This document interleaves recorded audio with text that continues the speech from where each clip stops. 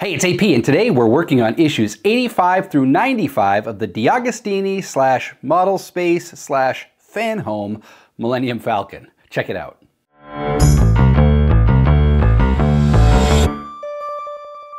Wow, it has been a while since I started working on this project, and with the acquisition of this Falcon kit by Model Home, I've been getting a lot of emails asking questions about the kit, as well as what's going on with mine since the last time I published a video in the series was over a year ago. Sorry about that. So now I'm back in the home stretch. How many times have I said I'm in the home stretch in this series? Today's episode is going to cover issues 85 through 95. Now, if you're new to the channel or just stumbling upon this from someplace on the dark web, well, check out the full playlist link in the description. A lot has happened since issue 84. I've installed the landing lights, which was a very straightforward process. You just pop them into holes, plug them in, and Bob's your uncle. I've also installed the engine lights. Now, installing the engine lights also led me to upgrading the engine lights. You will find that if you leave the kit lights in the package for a long time, the way that they're folded or shipped or even stored causes them to break. You'll find that the lights tend to be of low quality. So when I plugged them in the first time, only a couple of the LEDs on the engine lights turned on. So I used that as an opportunity to upgrade them. And I actually went full width with my lights, and I did 2 rows to make them super bright. Now, one thing to point out, the board is only a 6-volt board, so it's powered by 4 1.5-volt batteries, AA batteries. Don't get 12-volt LEDs and think that they might power on. They won't. I made that mistake. Find USB-powered LEDs. Those are rated for about 5.5 volts. Those will work perfectly here, and that's what I ended up using. I'll leave a link to the lights that I ended up using in the description below.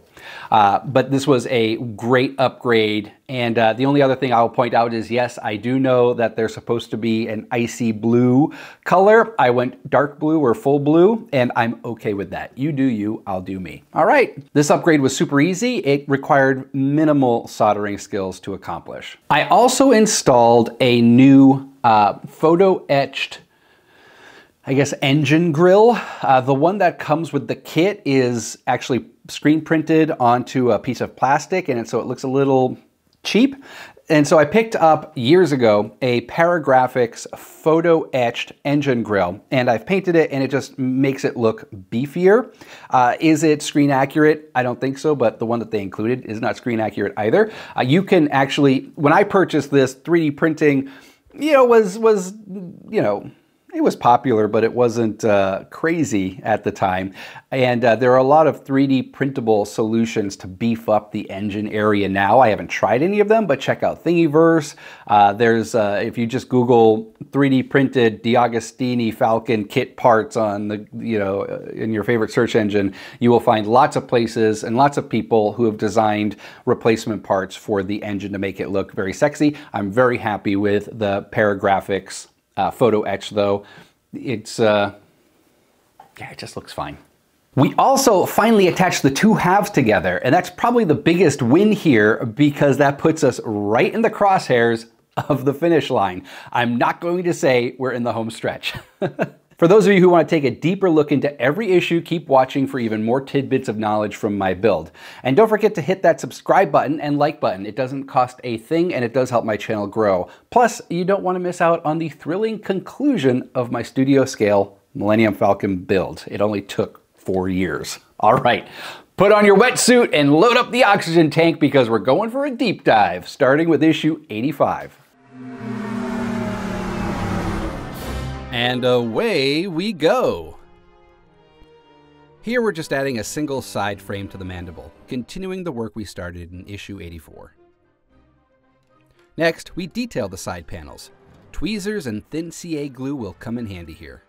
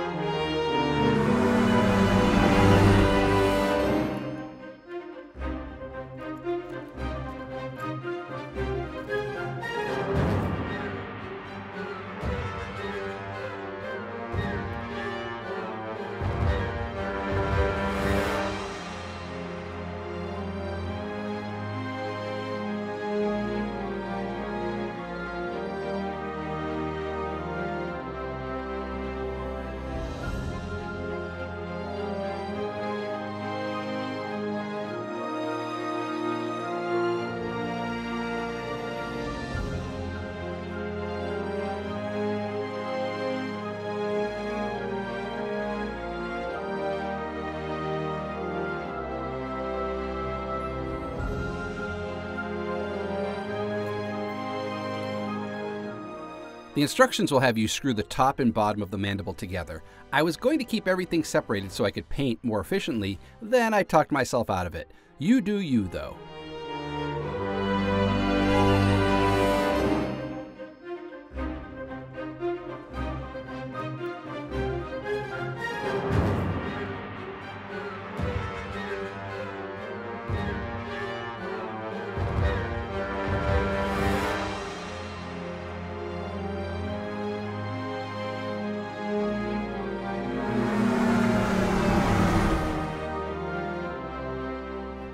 Grab the landing lights from issue 86 and start installing.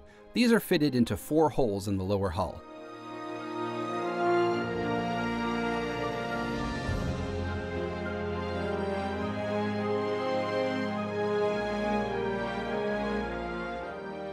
When you're ready, turn on the battery pack and hit the presser switch to test your new lights.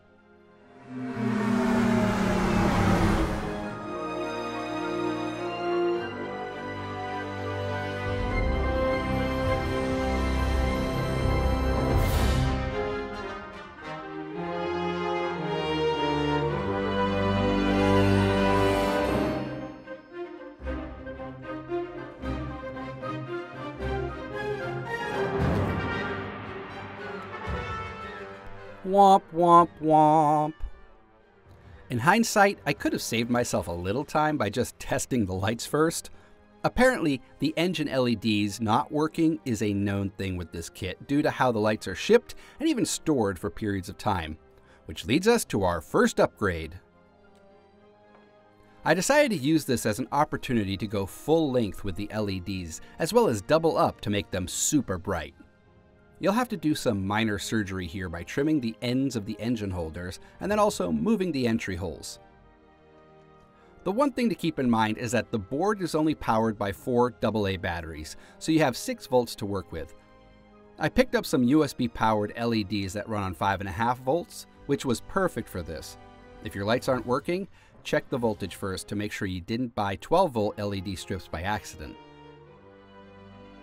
These were really easy to work with. You just cut the original wires, tin the old wires, and then tin the new strip light, and then solder them together.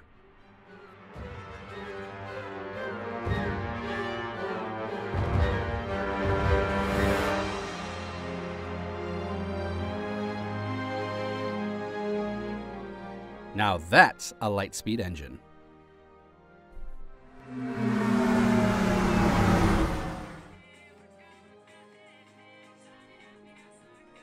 I added a black wash to the turret well to dull down the shiny plastic a bit. You have the option here to add a window or glazing. I chose not to. The original ILM models actually didn't have glass in the windows because it caused reflections in the camera, so I'll do the same. Plus, those windows will make really great shop glasses. Kidding, don't do that. You'll lose an eye. Now we plug it in and test. Disco. Now we add some supports to the interior components we built a long time ago.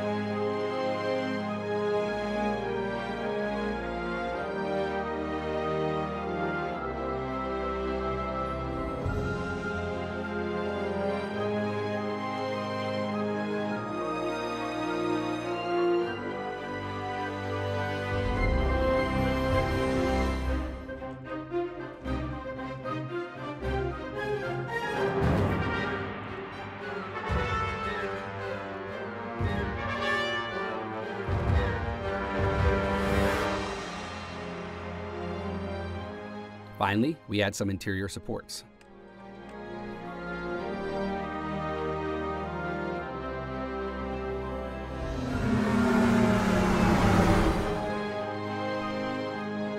Ah, here we go, my completed mandibles.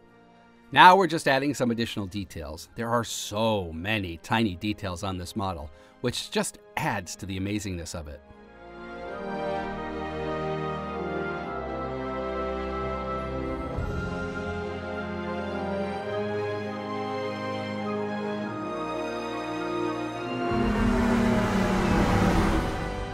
The diffuser that comes with the kit is a little lackluster. So back about 3 years ago when I started this project, I picked up a photo-etched engine grill from Paragrafix. It comes in a kit with the photo etch as well as 2 different diffusers.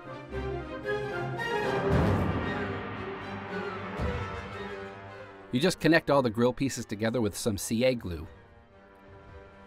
I'll leave a link to the Paragrafix kit in the description.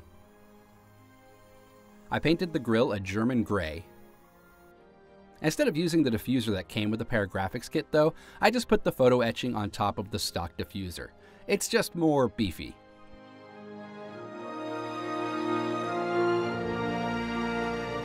There we go, much better.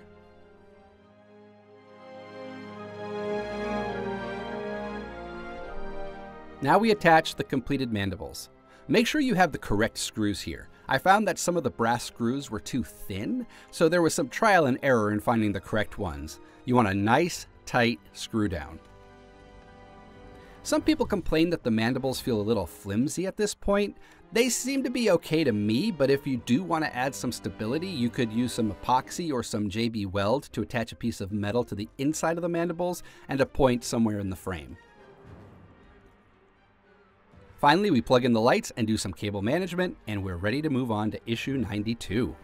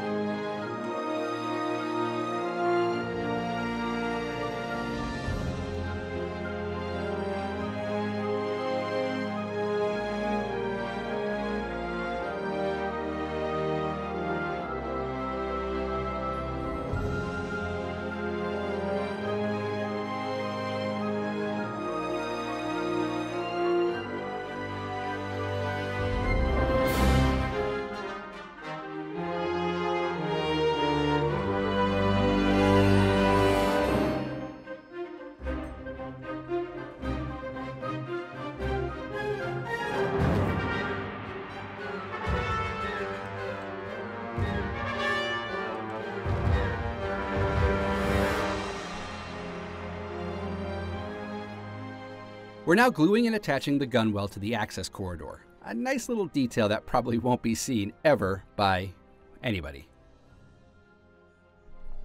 Oh, do a dry run before gluing anything down. Better safe than sorry.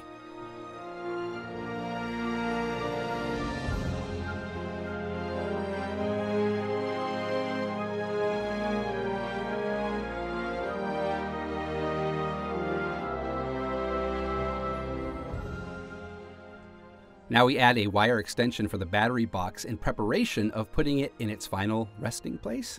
Ooh, that sounded dark.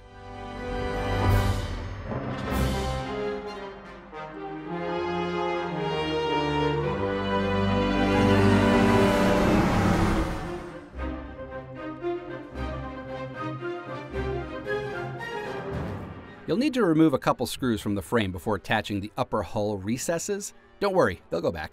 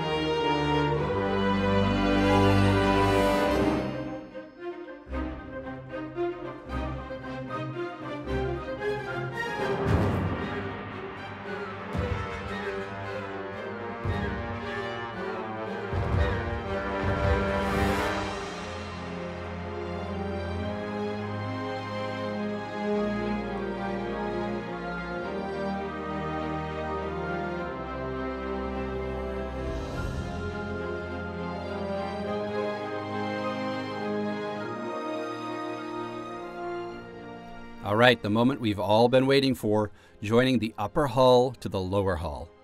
Go slow, go steady. Ah, she's a thing of beauty.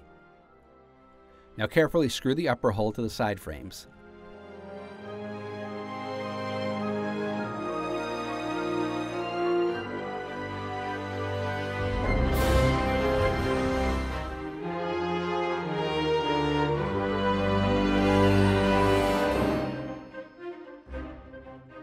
Pull the on-off switch out of the side frame.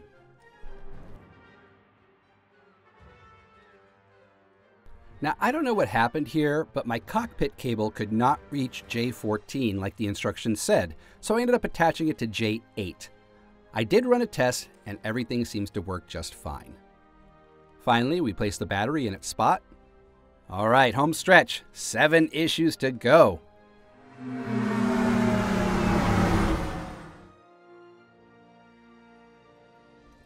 More clipping, gluing, and fitting.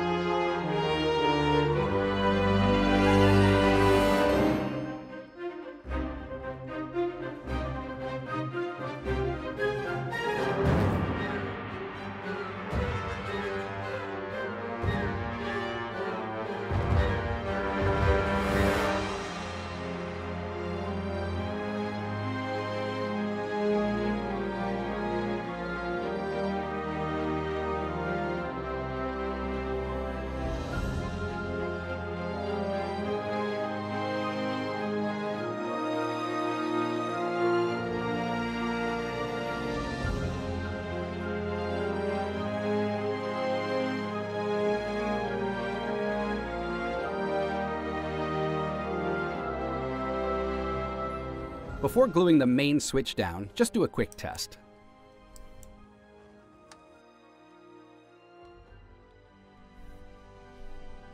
I didn't use a lot of glue on the side panels just in case I needed to access the entire interior one day. I should be able to take the panels off with minimal difficulty, I think. Maybe I'm just being paranoid. Did you fully glue your panels on? Did you use magnets instead? Am I just a worrier in general? Let me know in the comments.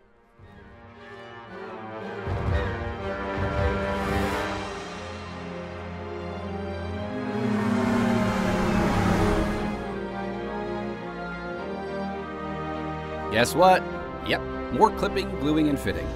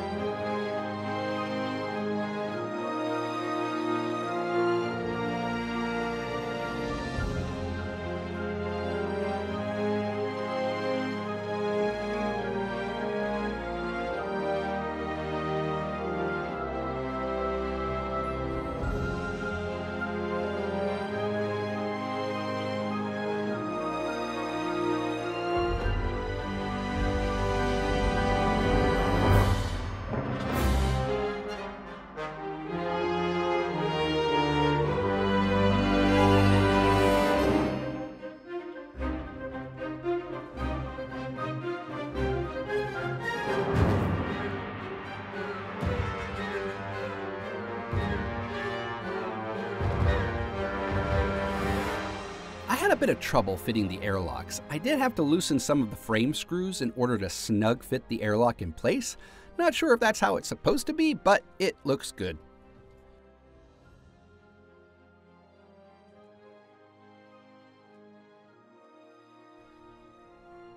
Alright, that's it for today. Subscribe to the channel so you can get notified when the conclusion of my Falcon build gets uploaded.